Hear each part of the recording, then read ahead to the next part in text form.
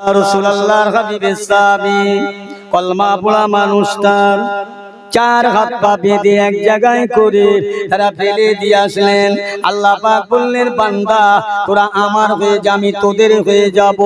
In কুনতুম মুমিনিন, বান্দা দুনিয়ার জগতে কোনো পঞ্চায়েতে যেতে হবে না, পার্টি অফিসে যেতে হবে না, থানায় যেতে হবে না, জেলায় যেতে হবে না, কেবলমাত্র আমি আল্লাহর হয়ে যা।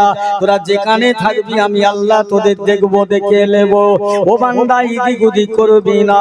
ইকরামাকে চার হাত পা বেঁধে পাকার জঙ্গলে ফেলে দেয়।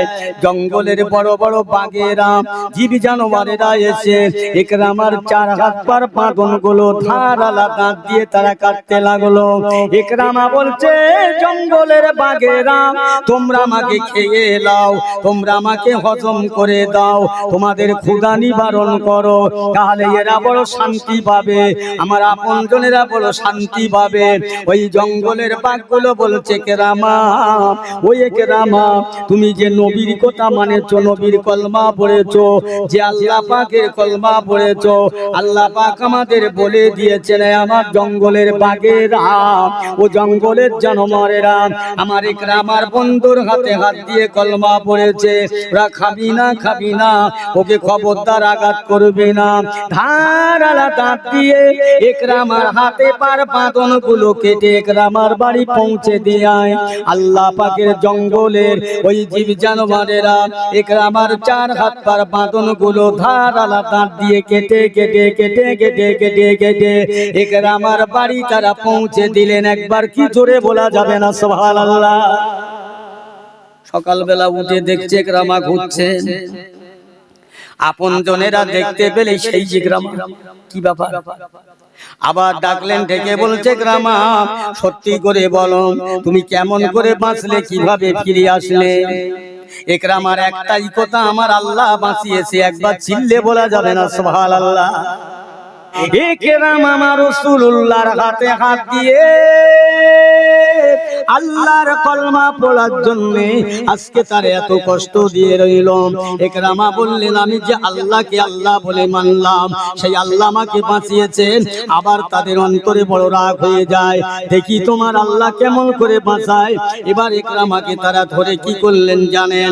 তারা সবাই চার হাত পা বেঁধে বিরাট বড় উঁচু পাহাড়, ৪,৫০০ ৫,০০০ ৬,০০০ ফুট পাহাড়ের উপরে তারা তুললেন।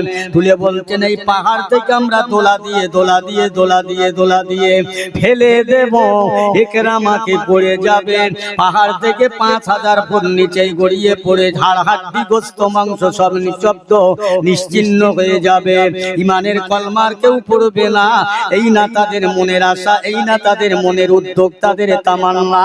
আমার আল্লাহ বলে, বান্দা চিন্তা করবি না, ঘাবড়াবি না, একবার পুরা ভাববি না, তোরা পাঁচটা চিন্তা করবি না, আমি আল্লাহ তোদের সঙ্গে আছে। ইকরামাকে তারা ধরে নিয়ে আমার ভাইরা পাহাড়ের উপরে তুললেন, ফেলে দেবে। আমার আল্লাহ পাক বললেন, আমার ফেরেশতারা আমি আল্লাহ পাক কথা দিলাম, ওয়ালা তাহিনু ওয়ালা তাহজানু ওয়া আনতুমুল আলাউলা ইন কুনতুম মুমিনিন। আমি আল্লাহ ওয়াদা করেছি, অঙ্গীকার করেছি, আমি আল্লাহ ওয়াদা রাসূলের দরবারে একটা মানুষ যাওয়া আসা আসা যাওয়া করতে করতে এত মহব্বত ভালোবাসা বেড়ে গেল। তিনি বললেন, ইয়া রাসূলুল্লাহ, হাবিবাল্লাহ, কেবল আপনারকে আমি ছাড়া থাকতে পারি না, আপনাকে ছাড়া আমি এক দণ্ড থাকতে পারি না। আমি যেখানেই যাই, যেখানে থাকি, আমার মন চায়, প্রাণ চায়, আমি কখন আপনার সামনে গিয়ে বসবো, আপনার চেহারা দেখলে আমার ক্ষুধার্ত নিবারণ হয়ে যায়। বলুন না সুবহানাল্লাহ। ইয়া রাসূলুল্লাহ, হাবিবাল্লাহ, আমি আর এইভাবে আসা যাওয়া করতে আমার ভালো লাগে না। একবার আপনি আমার আল্লাহর মহাবাণী ইমানের কলমা পড়িয়ে দেন। বাবা, কলেমা পড়লে তোমার যে গেইতিরা, তোমার যে আপনজনেরা, পরিবার পরিজনেরা তোমার উপরে খুব প্রেসার দেবে, চাপ হবে। ইয়া রাসূলুল্লাহ, হাবিবাল্লাহ, দ্বীনের জন্য, নবীর জন্য, ইসলামের জন্য চাপ হোক, মেরেও দেয়, মরতে চাই তবু ঈমান হালাতে যেন মওত হয়, এটুকু আশা। হুজুর কলমা পড়িয়ে দিলেন, মুসলমান করে নিলেন। কিন্তু তার আপনজনেরা শুনেছে মুহাম্মাদের হাতে হাত দিয়ে কালমা পড়েছে। তাকে দেখেছে, যার নাম হচ্ছে একরামা। ডেকে বলছে, একরামা, এই তুমি কি মুহাম্মাদের কাছে গিয়ে মুহাম্মাদের ধর্ম কবুল করেছো? বলছে, জি হ্যাঁ। তোমার আসপদ্দা তো কম নয়, সাহস তো কম নয়, তুমি কলেমা পড়েছো? ছাড়ো কলেমা। বলছে না। বলে, কলেমা ছাড়বে না? কি করে ছাড়াতে আমরা জানি।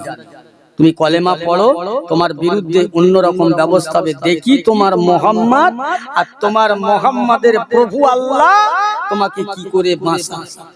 কি করলেন জানেন?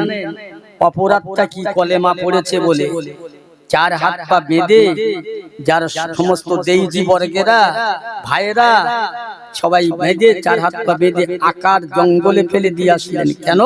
বাঘে খেয়ে নেবে, একরামার বাঘে খেয়ে নেবে।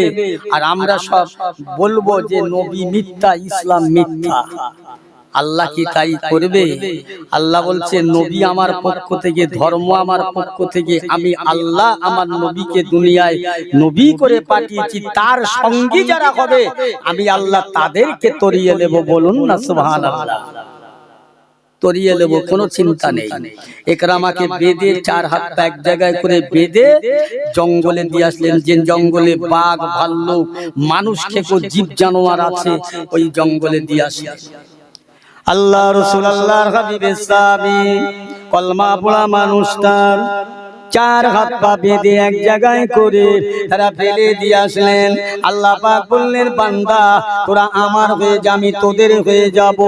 ইন কুনতুম মুমিনিন। বান্দা, দুনিয়ার জগতে কোনো পঞ্চায়েতে যেতে হবে না, পার্টি অফিসে যেতে হবে না, থানায় যেতে হবে না, জেলায় যেতে হবে না, কেবলমাত্র আমি আল্লাহর হয়ে যা। তোরা যেখানে থাকবি আমি আল্লাহ তোদের দেখবো, দেখে নেব। ও বান্দা, ইদিক উদিক করবি না। একরামাকে 4 হাত পা বেঁধে পাকার জঙ্গলে ফেলে দেয়। জঙ্গলের বড় বড় বাঘেরা, জীব জানোয়ারেরা এসে একরামার 4 হাত পার বাঁধন গুলো ধারালা দাঁত দিয়ে তারা কাটতে লাগলো। একরামা বলছে, জঙ্গলের বাঘেরা, তোমরা আমাকে খেয়ে নাও, তোমরা আমাকে হজম করে দাও, তোমাদের ক্ষুধা নিবারণ করো, তাহলে এরা বড় শান্তি পাবে, আমার আপনজনেরা বড় শান্তি পাবে। ওই জঙ্গলের বাঘগুলো বলছে, একরামা, ওই একরামা, তুমি যে নবীর কথা মানেছো, নবীর কলমা পড়েছো, যে আল্লাহ পাকের কলমা পড়েছো, আল্লাহ পাক আমাদের বলে দিয়েছেন, আমার জঙ্গলের বাঘেরা, ও জঙ্গলের জানোয়ারেরা আমার একরামার বন্ধুর হাতে হাত দিয়ে কলমা পড়েছে, ওরা খাবি না, খাবি না, ওকে খবরদার আঘাত করবে না। ধারালা দাঁত দিয়ে একরামার হাতে পার বাঁধন গুলো কেটে একরামার বাড়ি পৌঁছে দিয়ে আল্লাহ পাকের জঙ্গলের ওই জীব জানোয়ারেরা একরামার 4 হাত পার বাঁধন গুলো ধারালা দাঁত দিয়ে কেটে কেটে কেটে কেটে কেটে কেটে একরামার বাড়ি তারা পৌঁছে দিলেন। একবার কি জোরে বলা যাবে না সুবহানাল্লাহ। সকালবেলা উঠে দেখছে একরামা ঘুরছেন। আপনজনেরা দেখতে পেলে সেই একরামা, কি ব্যাপার? আবার ডাকলেন, ডেকে বলছে, একরামা, সত্যি করে বলো, তুমি কেমন করে বাঁচলে, কিভাবে ফিরে আসলে? একরামার একটাই কথা, আমার আল্লাহ বাঁচিয়েছে। একবার চিল্লে বলা যাবে না সুবহানাল্লাহ। ও, তোমার আল্লাহ বাঁচিয়েছে? দেখি ভাইরা আমার, বাবাজিরা, আজ করে জামপুরের ছেলেরা, আজকে তোমরা জলসা দিয়েছো, কেউ তোমাদের বিরোধিতা করে না, তোমাদের বিরুদ্ধে কেউ কথা বলে না, জলসা দেয়া যাবে না, লড়াই করে না, টুপি মাথায় দিয়ে মসজিদে যাবে, কেউ তোমার বাধা দেবে না। একরাম আমার রাসূলুল্লাহর হাতে হাত দিয়ে আল্লাহর কলমা পড়ার জন্য আজকে তার এত কষ্ট দিয়ে রইল। একরামা বললেন, আমি যে আল্লাহকে আল্লাহ বলে মানলাম, সেই আল্লাহ আমাকে বাঁচিয়েছেন। আবার তাদের অন্তরে বড় রাগ হয়ে যায়, দেখি তোমার আল্লাহ কেমন করে বাঁচায়। এবার একরামাকে তারা ধরে কি করলেন জানেন? তারা সবাই 4 হাত পা বেঁধে বিরাট বড় উঁচু পাহাড়, 4,500, 5,000, 6,000 ফুট পাহাড়ের উপরে তারা তুললেন। তুলে বলছেন, এই পাহাড় থেকে আমরা আমরা দোলা দিয়ে দোলা দিয়ে দোলা দিয়ে দোলা দিয়ে ফেলে দেব, একরামাকে পড়ে যাবে। পাহাড় থেকে 5000 ফুট নিচে গড়িয়ে পড়ে ঝাড় হাড্ডি গোস্ত মাংস সব নিঃশব্দ নিশ্চিহ্ন হয়ে যাবে। ইমানের কলমার কেউ পড়বে না। এই না তাদের মনের আশা, এই না তাদের মনের উদ্যোগ, তাদের তামান্না। আমার আল্লাহ বলে বান্দা চিন্তা করবি না, ঘাবড়াবি না, একবার পুরা ভাববি না, তোরা পাঁচটা চিন্তা করবি না, আমি আল্লাহ তোদের সঙ্গে আছি। একরামাকে তারা ধরে নিয়ে আমার ভাইরা পাহাড়ের উপরে তুললেন, ফেলে দেবে। আমার আল্লাহ পাক বললেন, এই আমার ফেরেশতারা, আমি আল্লাহ পাক কথা দিলাম, ওয়ালা তাহিনু ওয়ালা তাহজানু ওয়া আনতুমুল আলাউলা ইন কুনতুম মুমিনিন। আমি আল্লাহ ওয়াদা করেছি, অঙ্গীকার করেছি, আমি আল্লাহ ওয়াদা করতে পারি না। ও আমার ফেরেশতারা, তোমরা দাঁড়িয়ে যাও।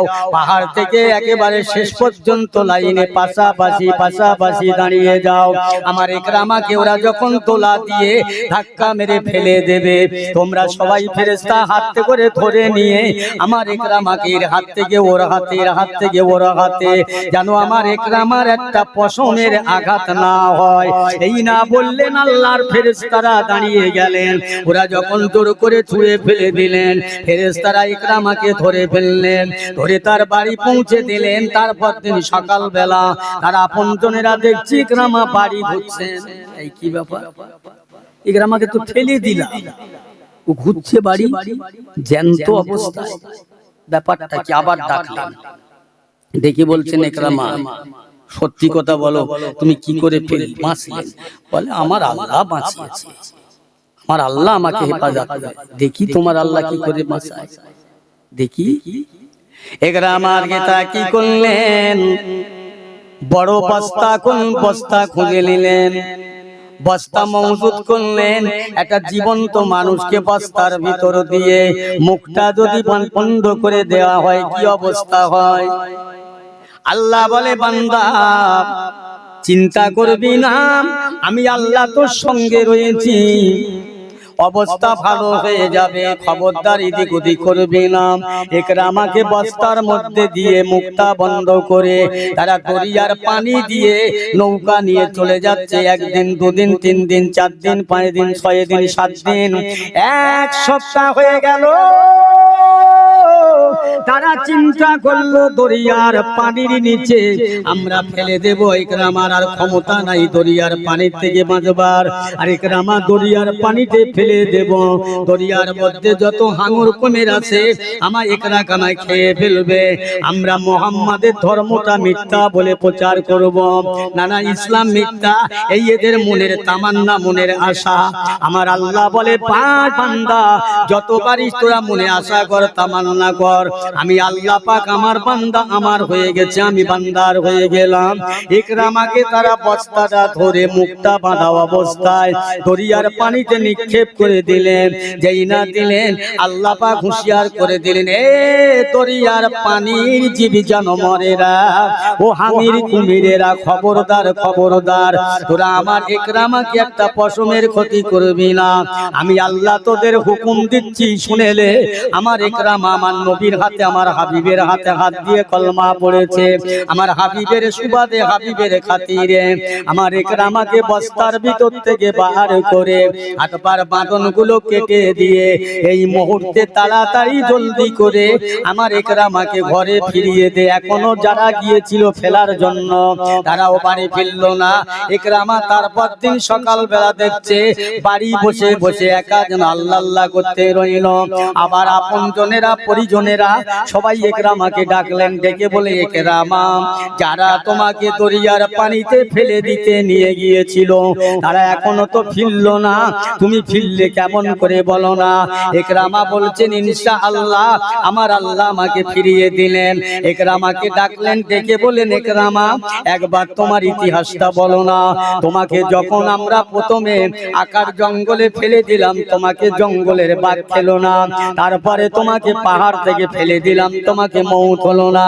তারপরে দরিয়ার পানিতে তোমাকে নিক্ষেপ করা হলো, পানির হাঙের কুমির তোমাকে খেলো না।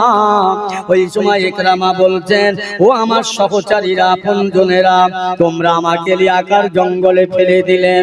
জঙ্গলার বাঘের আমাকে হাত পার বাঁধনগুলো কেটে দিয়ে তারা কাঁধে করে আমার বাড়ি পৌঁছে দেন।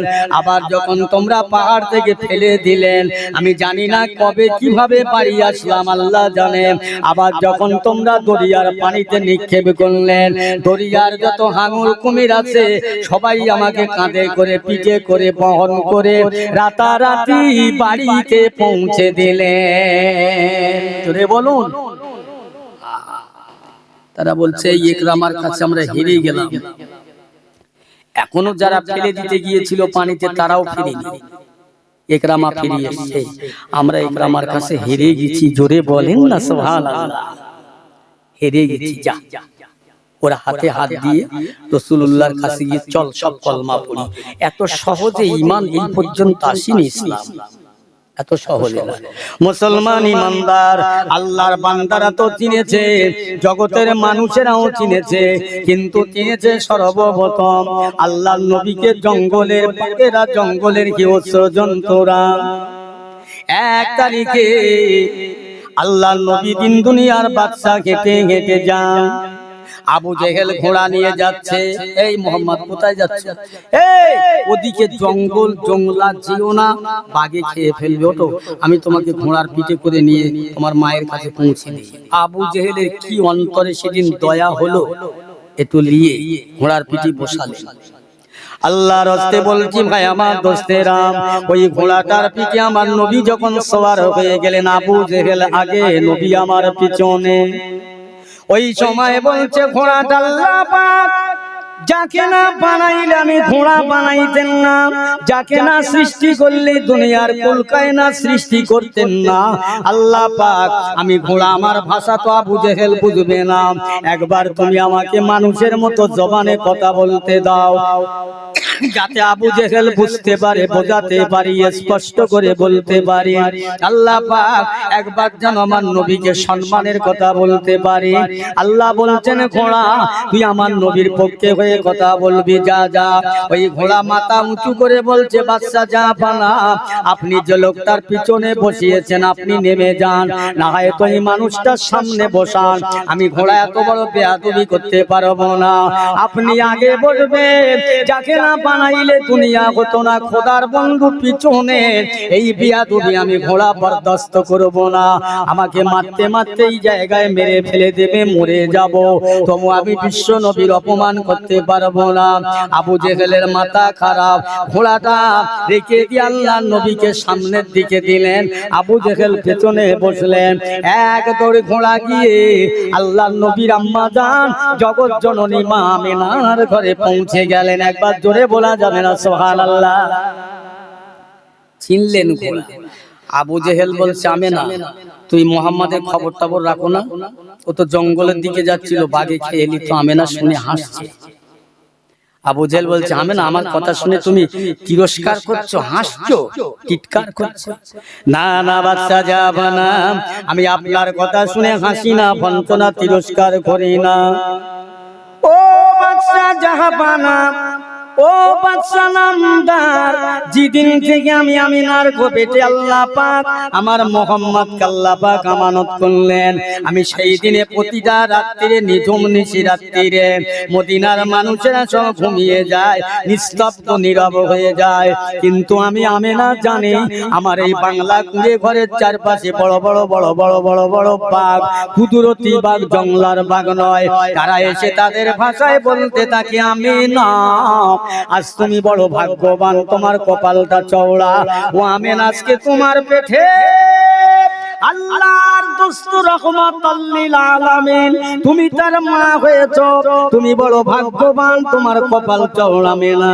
একবার তুমি ঘরের ভিতর থেকে তোমার পা দুখানা বার করে দাও, আমরা তোমার কদমে মুসাফা করে চলে যাব। একবার জোরে বলা যাবে না সুবহানাল্লাহ?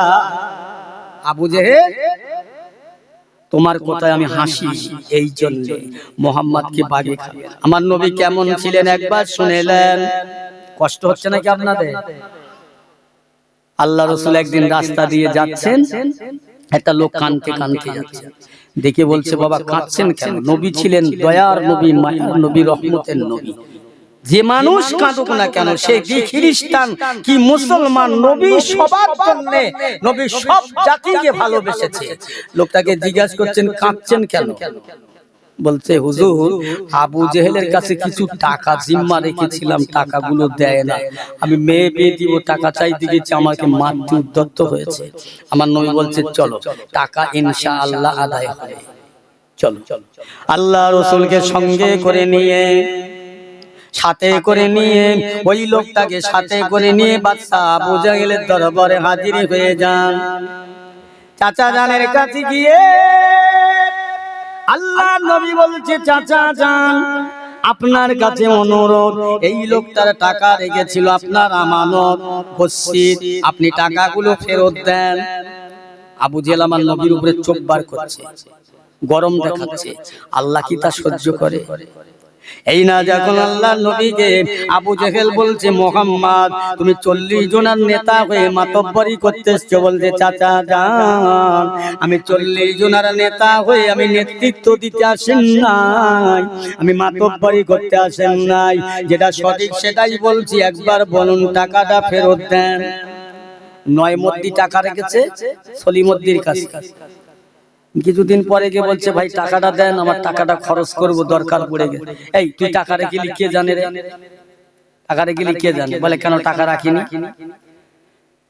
এই খুব জোরে ধমক দিয়ে বলছে আর যদি দ্বিতীয়বার বলেছিস তোর গাল ভেঙে দেবো। বেয়াদব। লোকটা কানতে কানতে বাড়ি আসছে, অঞ্চল প্রধানের সাথে দেখা। এই কি হইরা ভাই? বলছে ভাই টাকা রেখেছিলাম, অমুক লোকের কাছে টাকাগুলো দেয় না। কত টাকা? 20,000। 20,000 বলবি না, বল 40,000। এই মুসলমানের মধ্যে এমন হচ্ছে না, হয় না? এরা বুঝতে পারে না কথা, কথা বলো হয়তো খালি নবীর পক্ষে আমরা আছি কথাটা, আমি সবার কথা বলছি না। এই 40,000 বল, 40,000 টাকা উদ্ধার করবো, আমার কত দিবি বল। এটা কন্ট্রাক্ট হয় না? হয় না? হয়। আমার রাসূল বলছে কত টাকা, আমার কত দিবি এটা বলি। নবী বলছে টাকা ইনশাআল্লাহ আদায় হবে, বলুন না সুবহানাল্লাহ। চলো আবু জেহেলের কাছে গিয়ে বলছে চাচা টাকাগুলো দেন। আল্লাহ রাসূলের উপরে খুব গরম মেজাজে দেখছেন, আমার আল্লাহ পছন্দ করেন। আল্লাহ বললেন এই আবু জেহেল আমার হাবিবের উপরে গরম দেখাবি না, মেজাজ দেখাবি না। আল্লাহ পাক সঙ্গে সঙ্গে আমার নবী সত্য, ইসলাম সত্য, কোরআন সত্য, ধর্ম সত্য। আল্লাহ পাক ওই সময় আল্লাহর পক্ষ থেকে দুইটা বড় বড় বড় বড় বাঘ গিয়ে রাসূলুল্লাহ দুই পাশে দাঁড়িয়ে গেলেন। বাঘেরা বলছে আবু জেহেল টাকাটা দিবি না, আমাদের পেটের নাস্তা হবি, তৈরি হয়ে যা। আবু জেহেলের মাথা গরম, বাবা মুহাম্মদ তোর বাঘ দুটোরে সামলা, আমি এখনই টাকা দিয়ে দেব। জোরে বলুন সুবহানাল্লাহ। কি নবী ছিল আল্লাহর পক্ষে, আল্লাহ ছিল নবীর পক্ষে। মুসলমান আল্লাহর পক্ষে থেকে ঘুরে দাঁড়িয়েছি, মনকে শুধু মানুষের কাছে লৌকিকতা, লোক দেখানো আল্লাহ মানি। ও মুসলমান ইমানদার, আল্লাহ ওয়ালা গনেরা ভাইরাম, আমার নবী, আমি যে কথা বলতে যাচ্ছিলাম, নবী আমার দিন দুনিয়ার বাদশার 12 বছর বয়স। ওই সময় কি করলেন? খানায়ে কাবা চত্বরে নবী আমার বসে বসে নামাজ পড়তে রইল। নামাজটা পড়া হয়ে গেল, আত্তাহিয়াত বৈঠক পড়লেন, তাসাউফ পড়তে লাগলেন। বেঈমান আবু জেহেল আমার নবীর দিকে লক্ষ্য করে শক্ত পাথর এমন জোরে ছুঁড়ে মারলেন, কপালে আঘাত হয়ে গেল, কপাল কেটে খুন মোবারক ঝরঝর করে বাইরে হয়। নবী কাঁদে, চাচা জান আপনি আমাকে মারলেন কেন? আমার তো মা নাই, দুনিয়ায় বাপ নাই, কি আমাকে দেখবে বললেন কেন? চাচা আমি তো তোমার কোনো অন্যায় করিনি, অপরাধ করেন নাই।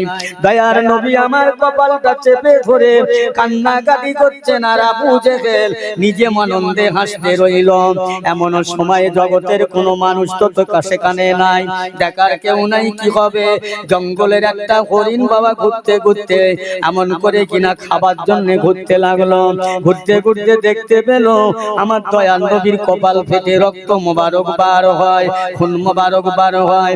ওই হরিণটা আল্লাহর কাছে বলছেন, আল্লাহ পাক একবার কি আমার মানুষের মতো কথা বলার শক্তি দেবেন না?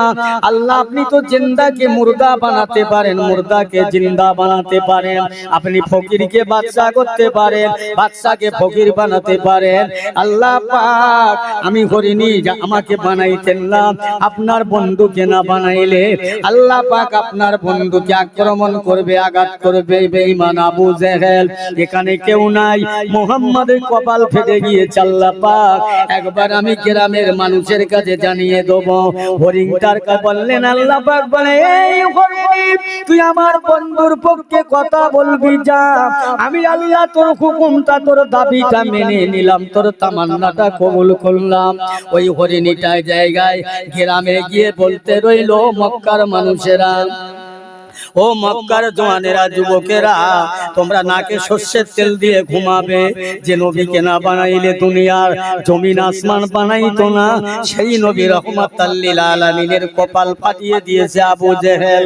তোমরা কি কেউ দেখার নাই? এই যে নবীর মা নাই, যে রাসূলুল্লাহর বাপ নাই, কে দেখবে? এই না কথা বলতে লাগলো। এদিকে হযরতে আমিরে হামজা রাদিয়াল্লাহু তাআলা আমার নবী পাকের চাচা যান এসে বলছে, বিবি রে, শিগগিরই আমার তলোয়ারটা দাও, আমার ভাইপো মুহাম্মাদের উপরে আঘাত করেছে, এখনই তার ব্যবস্থা নেব, প্রতিশোধ নেব। কোথায় শুনলেন স্বামী আমার?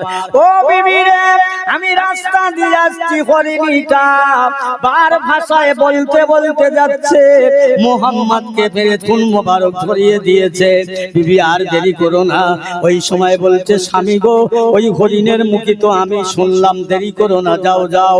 আহারে বাবারা, মুহাম্মদ মাহারা মুহাম্মদ যার জগতে কেউ নাই, আজকে তার মানলো কেন? আবু জেহেল কি অন্যায় করলো? আমিরে হামজা তলোয়ারটা নিয়ে কি করলেন জানেন? আবু জেহেলের দরবারে পৌঁছে গেলেন।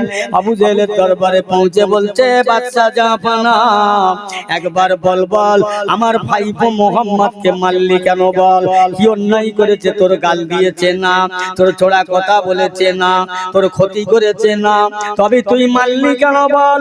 আবু জেহেল আমিরে হামজাকে বলছে, আমিরে হামজা, তুই তো আমার দলের মানুষ। আল্লাহর নবীর চাচা বলছে, আবু জেহেল দলফল বুঝি না, আমার ভাইপো মুহাম্মাদের মুখ থেকে ব্যবসায় গেলে ও ব্যবসায় বরকত হয়, আমার ভাইপোর মুখ থেকে ফাঁকায় গেলে কোনো বিপত্তি হয় না।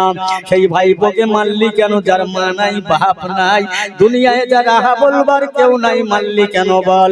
এই না বলে আমিরে হামজা নিজের তলোয়ারটা আবু জেহেলের মাথায় ঠেকালেন।